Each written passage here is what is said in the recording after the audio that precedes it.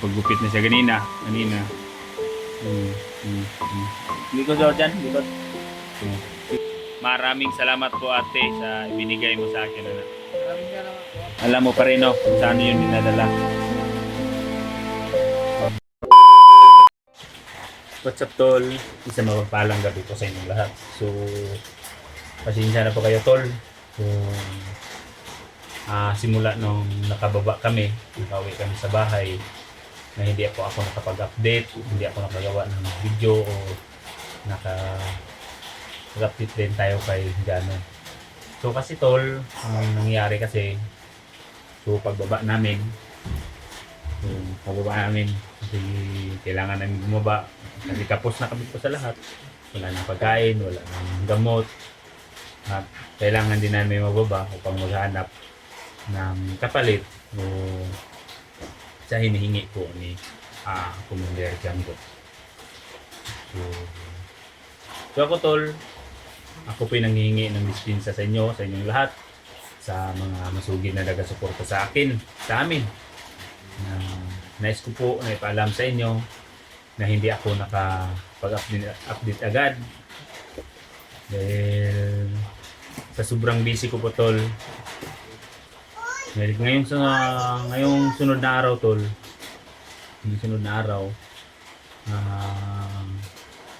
magpabinyag po ako ng aking anak, yung panganay ko ay yung maliit ko na anak.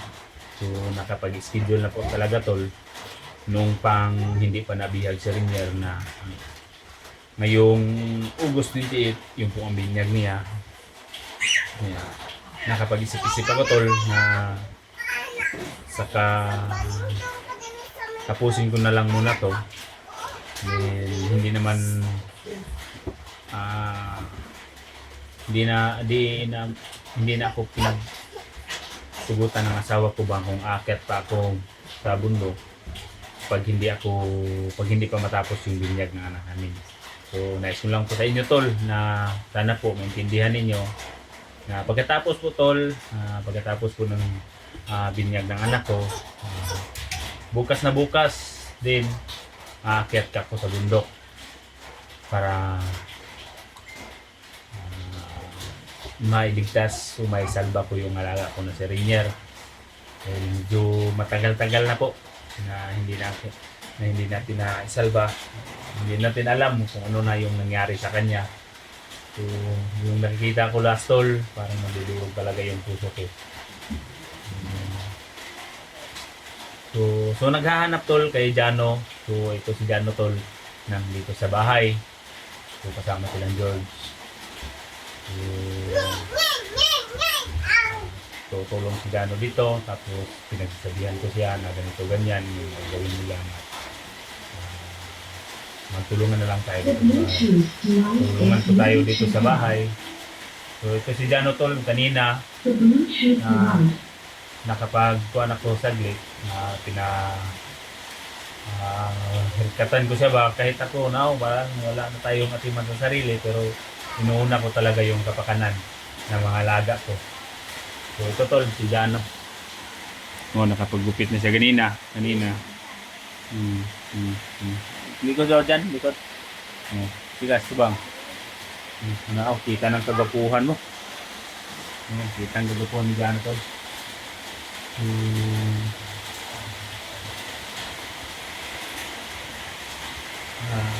Kahit nandito na ako tol, kahit nandito na ako sa bahay, sobrang busy, marami akong ginagawa kasama ang asawa ko, punta sa simbahan, lahat nag-prepare, pero hindi pa rin mawala sa isip sa puso ko tol yung kalagayan talaga ni Rinier, kung ano na talaga nangyari sa kanya dito sa bundok. Lalo na ngayon na umuulan, sana naman lang na kahit sobrang nakaluluwa si Django na hindi na dapat sana tol na hindi niya pinagbabasa ng ulan, kahit pinapasilungan lang ba, kahit kawawa talaga yung nabata. Nakita ko tol na sobrang nangayat na po niya talaga. Wala ang kain siguro. Sabi ni Jano sa akin, pag may bihag tol na sobrang tigas, yun daw talaga nang mangyari nang ipapakain sa kanila yung bugbog. So, masakit ba? Masakit sa mga isip at puso ko. Pero medyo nakapagpa-relax kahit hindi na masyado na kon yung katawan ko, pero ang gagawin ko ang lahat tol, lahat ng disco, lahat ng kakayahan ko, at lalong-lalo na sa mga kasamahan ko, lalong-lalo na ito kay Jano na handa din siyang tumulong at gagawin ang lahat na madandahan na isumpo ko natin yung mga kasamaan na hindi magandang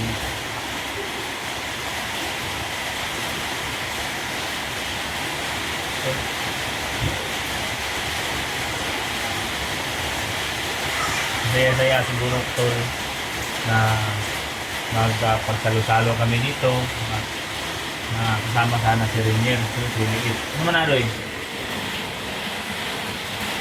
So, kasama sana kami pero wala na tol.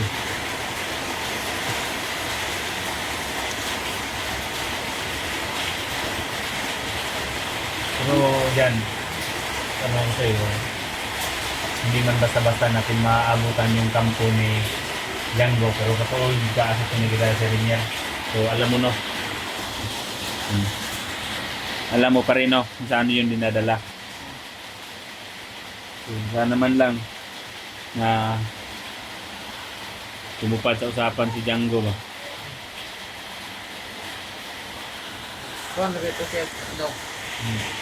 So hindi, pila na takada ko ng baba. Tap na no? Yung 4 days na kami tol. Mga 4 na araw na kami. Yung pagkahin mga kalura. Kaya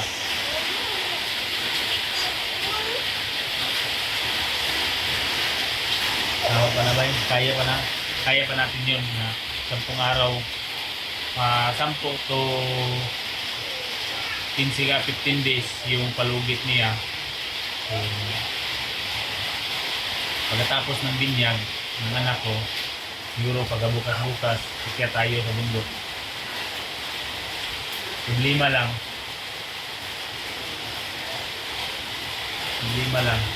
hindi pa yun sapat yung hinihingi ni Django sa atin. Pero bahala na, gagawa lang tayo ng paraan kung paano natin siya maiisahan. Nagawa tayo ng magandang paraan. So, hindi lang lahat na i-voice out kung ano mga ganda nating plano.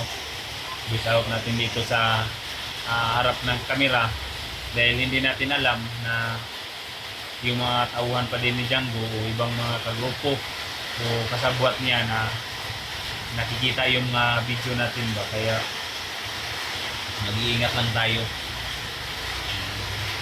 Pwede naman tayo magsabi-sabi pero hindi lahat i-voice out natin. So alang-alang po din yan sa picture o seguridad natin. Dahil hindi natin alam ba baka anong may mga masamang balak pa rin sila sa atin. Kaya, mabuti nang manigurado.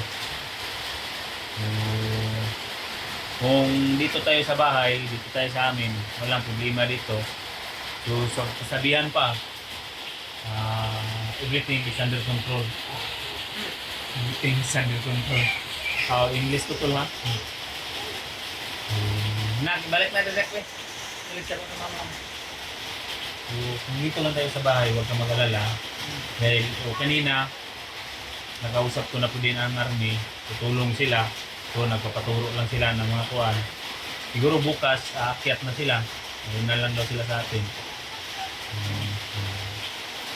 Hanap ko din sila ba ng kuwan.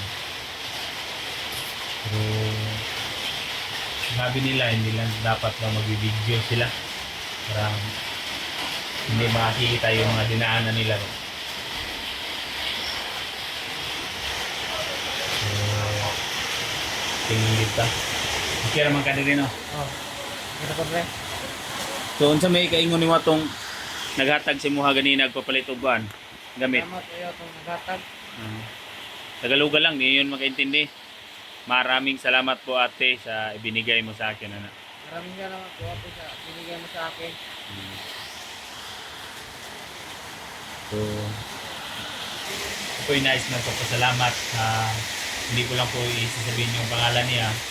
May nagbigay po sa akin kanina na nagpadala na para po kay Jano. So, isang malaking blessing at papasalamat po talaga ni Jano na may nagbigay sa kanya. Kahit may nagawa man siya na mga hindi maganda noon, pero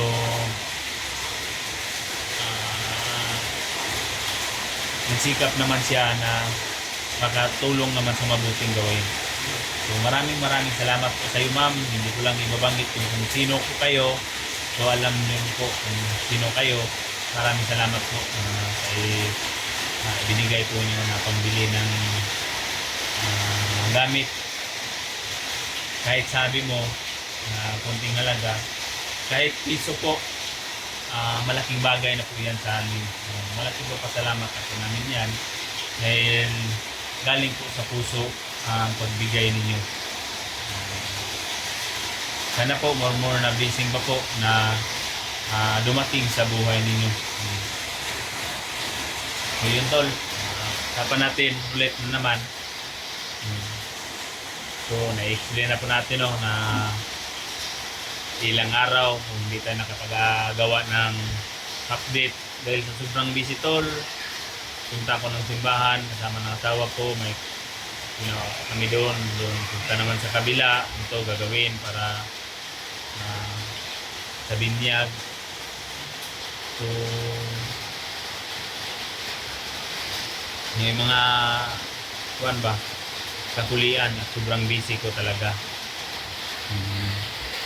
Kaya yun ang nangyari, hindi tayo basta-basta nakapag-update.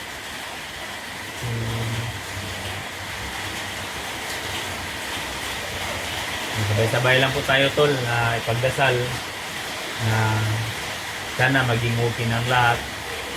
At sana tol, ipagdasal din natin yung kaibigan ko na nagkasakit. Bago pa lang na naka-recover na sana, pero may pangyayari talaga tol na hindi talaga natin nanasahan at ngayon nababalik na naman sa ospital. At sana sabay-sabay po natin ipag-pray si Kuya Bads sa lalong madaling panahon na maging okay na po yung kanyang kalagayan. Hindi man ako makapunta pero nagdasal pa rin ako tol na sana maging okay po yung yung sitwasyon ni Kuya Bads dahil marami pa pong nangangailangan sa kanya. So purong mata ba? Ano natin dinahunagod ba? Original ba? Ganun kayo. Hindi lang sana tol, hindi lang sana importante na binyag ng aking anak. Inuuna ko talaga sa Rainier, pero kami na naman yung pitrokis ng asawa ko. So, sabi niya, dapat unahin natin yung anak natin, pagkatapos ganyan, so bago ka aakyat sa bundok. So, sabi ko sa kanya, paano na siya yung Rainier. Akali na lang yun pagkatapos nito. Dahil naka-schedule na po to, bawal na po na ang isang anghel na i-extend pa natin. So, yung araw na talaga na nailaan, so dapat po talaga natin bigyan pansin. So, maraming salamat po sa inyo lahat tol, sa pagdasal ninyo, sa lahat po, sa lahat. Sabay-sabay po natin ipagdasal na sa lalong madaling panahon pag-akyat namin at makagawa kami ng mga magandang paraan kung paano namin maisalba o mailigtas si Rainier. Dahil pinatawagan ako ng kanyang teacher na kailan pa daw makapasok. Explain ko ang kanyang buwan. Siguro na ganyan ma'am, ganito ma'am, ganyan anak. Yung pina-explain ko sa kanya. Sana naunawaan lang po ang kanyang maestra. Dahil sa nangyari.